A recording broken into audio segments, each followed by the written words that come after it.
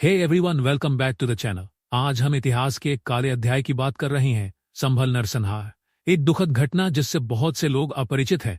भारत के उत्तर प्रदेश राज्य का एक छोटा सा जिला संभल एक समय एक शांतिपूर्ण स्थान था, जो अपनी समृद्ध सांस्कृतिक विरासत के लिए जाना जाता था।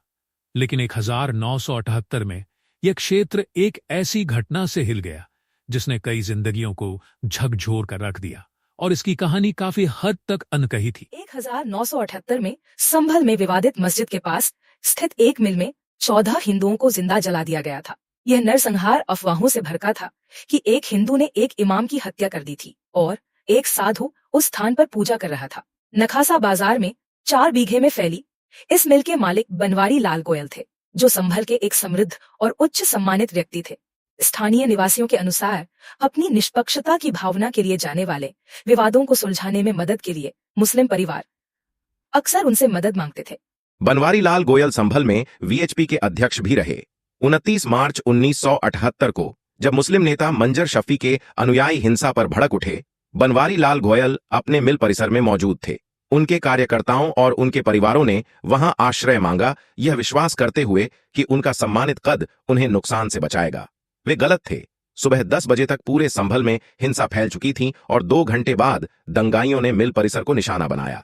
एक ट्रैक्टर का इस्तेमाल बार बार मिल की सामने की दीवार से तब तक टकराता रहा जब तक कि वह ढह नहीं गई। इसके बाद हमलावरों ने जलते हुए टायर अंदर फेंक दिए, जिससे सभी लोग फंस गए। आधिकारिक रिकॉर्ड के मुताबिक उस दिन संभल में मारे गए 25 लोगों में से 23 हिंदू थे। उनमें से अधिकांश 14 को बनवारी लाल गोयल की मिल में जिंदा जला दिया गया था। 6 घंटे बाद जब बनवारी लाल के बेटे 18 वर्षीय नवनीत और 16 वर्षीय विनीत परिसर में दाखिल हुए तो उन्हें राख के अलावा कुछ नहीं मिला। विनीत गोयल याद करते हैं, सब कुछ जल गया था, टायर अभी भी सुलग रहे थे, कोई शव नहीं बचा था, सब कुछ राख में बदल गया था। खोजने के बाद हमें मेरे पिता के चश्मे का एक हिस्सा मिला, जिससे उनकी मृत्यु की पुष्टि हुई। जीवित बचे एकमात्र व्यक्ति हरद्वारी लाल थे, जो एक ड्रम के अंदर छिपने में कामयाब रहे थे। हरद्वारी लाल ने ड्रम में एक छोटे से छेद के माध्यम से भयावह घटनाओं को देखा और उनकी गवाही से महत्वपूर्ण विवरण मिले, जिससे पीड़ितों की पहचान करने में मदद मिली। गोयल परिवार ने सब कुछ खो दिया, अपने प्रिय मुखिया बनवारी लाल और उनकी संपत्ति दोनों। गंभीर आर्थिक तंगी में फंसे बनवारी लाल के बेटे नवनीत, विनीत और सबसे छोटे सुनीत को अपने जीवन को नए सिरे से बनाने के लिए मजबूर होना पड़ा। गोयल परिवार 1993 तक संभल में रहा और उन्हें अपने समुदाय से काफी समर्थन मिला।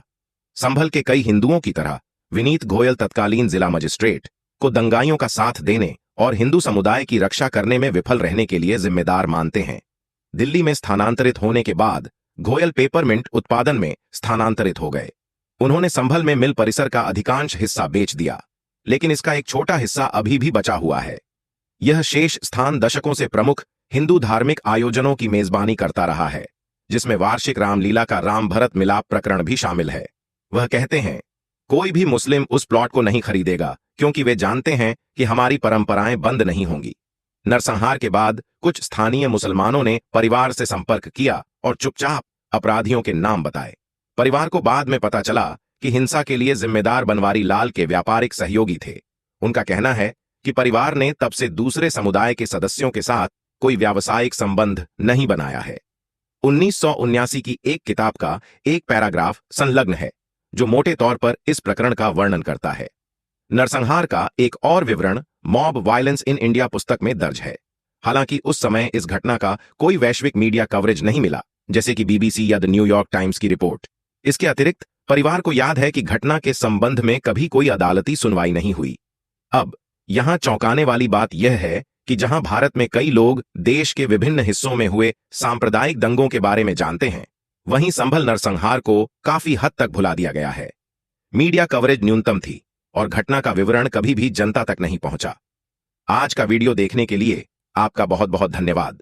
यदि आपको यह कहानी आंखें खोल देने वाली लगे तो नीचे एक कमेंट अवश्य करें, वीडियो को लाइक करें और जागरूकता फैलाने के लिए इसे दूसरों के साथ शेयर करें। और यदि आप चैनल पर नए हैं, इतिहास की और भी अनकही कहानियों के लिए सब्सक्राइब बटन दबाना न भूलें। Thank you. आपका दिन शुभ हो।